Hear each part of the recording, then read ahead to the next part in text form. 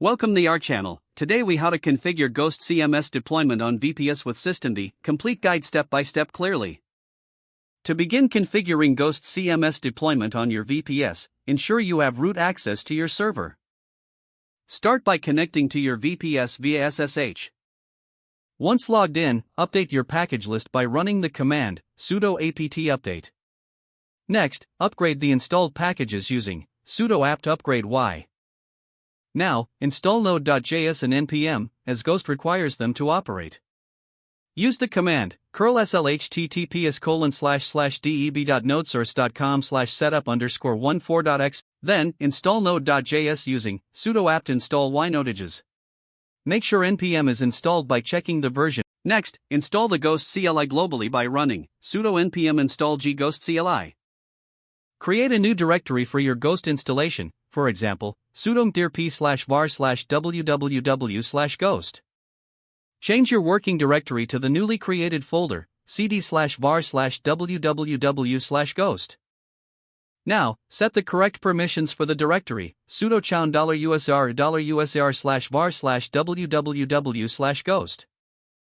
Initialize your Ghost instance using ghost install. Follow the prompts to configure your blog, including setting up your URL, email, and database settings. Ghost will automatically install the necessary components, including Jinx and SSL. Once the installation is finished, move on to creating a systemd service file for Ghost. Use your preferred text editor to create a new service file at /etc/systemd/system/ghost.service. Add the following configuration to the file: unit, description equals ghostblog after equals network.target, service, exec start equals /usr/bin/. Save and exit the text editor.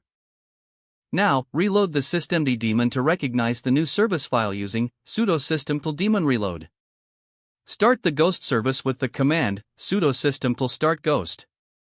To ensure Ghost starts on boot, enable it by running sudo system-enable ghost. Check the status of the Ghost service to confirm it's running with sudo system-status ghost. Finally, open a web browser and navigate to your blog's URL to complete the setup.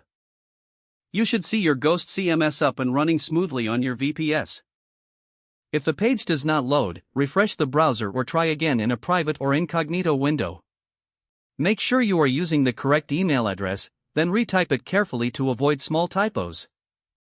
If your password is not accepted, use the reset option and create a new strong password you can remember.